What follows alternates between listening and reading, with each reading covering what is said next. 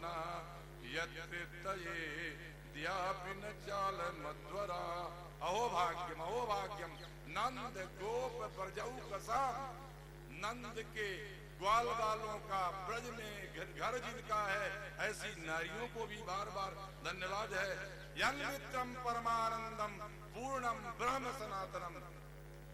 ब्रह्मा कह रहा है, जिससे बड़ा कोई ज्ञाता नहीं होता कि धन्य है वे लोग जिनकी मित्रता पूर्ण परम पूर्ण परिपूर्ण सनातन ब्रह्म ने किया है, वो धन्य है।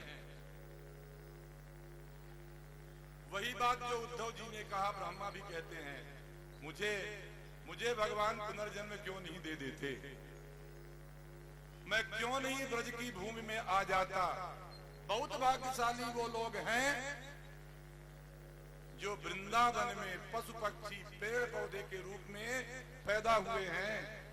तद भूरि भाग्यमिह जन्म किमप्यटव्याम यद गोकुले कतमांग्रि रजोभिषेकम यज्जीवितं तु निखिलं भगवान मुकुंद त्वद्यापित्यत्पदरजः श्रुतिमृग्यमेव। ब्रह्मा जी ने भगवान की स्तुति किया, भगवान की महिमा का बखान किया।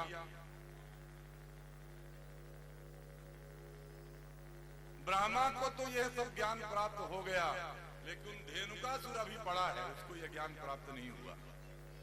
धेनुकासुर को कंस ने भेजा, भगवान ने धेनुकासुर का भी उद्धार किया। आप लोग ये कथाएं जानते होंगे, इसके विस्तार में नहीं जानते। सारी कथाओं में कोई न कोई रहस्य तो जरूर है, लेकिन भगवान ने सोचा, कई बार उनके मित्रों ने ये शिकायत की थी कि यमुना महारानी का एक रथ, एक दहार ऐसी है जहां पशु पक्षी कोई ऊपर से उड़ते हैं तो भी उसमें गिर जाते हैं और मर जाते हैं। जो कोई पानी पीता है उसका भी जय श्री कृष्ण हो जाता है। भगवान ने सोचा, यमुना महारानी तो हमारी चौथी पटरानी होने वाली है, अगर इनके हृदय में पाप रहेगा, इनके हृदय में विष रहेगा। सबका विष, पूतना का विष दूर कर दिया, आपका इनका भी विष दूर करना पड़ेगा हमको। भगवान ने चिंतन किया कि यमुना जी को शुद्ध करना पड़ेगा।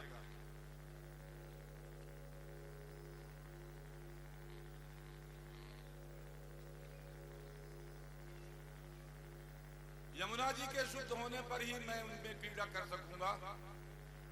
और आप सब जानते हैं, यमुना जी, गंगा जी ज्ञान जल से युक्त हैं। ज्ञान की नदी गंगा जी और भक्त की नदी यमुना जी। बिना यमुना जी की आराधना किए भगवान श्री कृष्ण की आराधना सफल नहीं होती।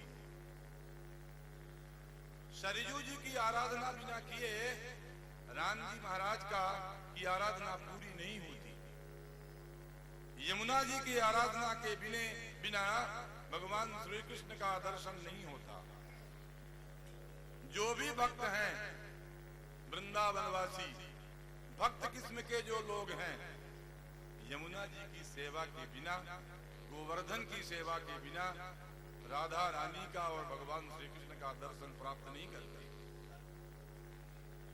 विलोक्य दूषिताम कृष्णाम, पर्यावरण की शुद्ध की चेतना, पर्यावरण को शुद्ध रखने की चेतना हमारे तमाम महापुराणों में, वेदों में सब जगह विद्यमान है। और श्रीमद् भागवत में तो सारे पर्यावरण को ही भगवान श्री कृष्ण ने सदैव शुद्ध किया है। जब से जन्म लिया द्वारका बसाने तक पर्यावरण को ठीक किया। कहीं मानसिक पर्यावरण, कहीं शारीरिक पर्यावरण, कहीं सामाजिक पर्यावरण, कहीं पारिवारिक पर्यावरण, कहीं तामसिक पर्यावरण, कहीं राजसी पर्यावरण, कहीं सात्विक पर्यावरण। सारे पर्यावरण को ठीक करते रह गए। और इस नदी का, देश की नदियों का, देश की नसों के समान, नाड़ियों के समान जो नदियां हैं, उनके पर्यावरण को ठीक करने के लिए तस्या विशुद्धिम अन्विच्छन्, उसको शोधन करने की इच्छा से वहां जो सर्प था उसके ऊपर भगवान ने कृपा की। ये लीला भी आप लोग जानते हैं। कदम्ब के पेड़ में चढ़कर बलदाऊ जी को साथ में नहीं लिया आया, क्योंकि उनको लीला करनी है, उनको आज भगवान शंकर जी की कृपा प्राप्त करनी है, प्रणाम करना है। भगवान शंकर जी के गले का जो हार जब वो शिवत्व को छोड़ दे, भगवान शंकर जी का आभूषण जब शिव को छोड़ देता है, लोग यष्टि प्रहार करते हैं, मार डालते हैं। यह भगवान शिव की कृपा प्राप्त ये आज यमुना महारानी को दूषित कर रहा है, अपकीर्ति हो रही है।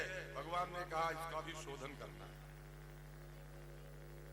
छोटा बांध करके यमुना जी के अगाध जल में जहां काली नाग रहता था वहां प्रवेश कर गए। श्लोक में यह लिखा है कि इतने डंक मारा काली नाग ने कि एक क्षण के लिए भगवान मूर्छित हो गए।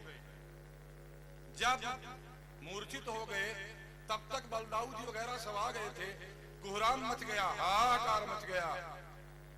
भगवान श्री कृष्ण ने कहा काली नाग ने अपने अंदर का प्रभाव हमको दिखा दिया। एवं इस प्रकार परिभ्रम हजार फण था, हजार फण को ऊपर करके भगवान श्री कृष्ण से युद्ध करने के लिए आया। भगवान श्री कृष्ण ने कहा कि तुमको ठीक करने के लिए हमको जरियानाथ का स्मरण करना पड़ेगा। शंकर जी का स्मरण किया कि शंकर जी नृत्याचार्य हैं, उनको प्रणाम किया और भगवान श्री कृष्ण ने उसके फण में बुद्धिमानी से पैर रख दिया। जब तक बहुत देर तक परेशान न किया जाए तब तक आदमी थकता नहीं। हतौजसम घबराने लगा था कौन? कालिया। इसके बाद भगवान ने कहा कि अब भगवान तन्मूर्ध रत्न निकर स्पर्शा पीताम्र, उसके सिर से चलने वाला जो खून था उससे भगवान का यूं ही कोमल कोमल कमल के समान, लाल कमल